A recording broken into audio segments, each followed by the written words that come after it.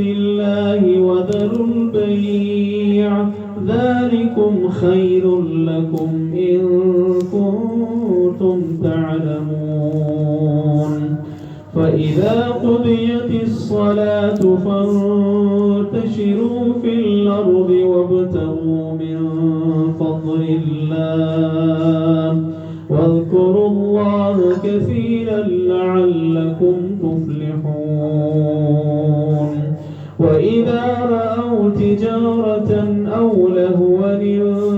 انفضوا إليها وتركوك قائما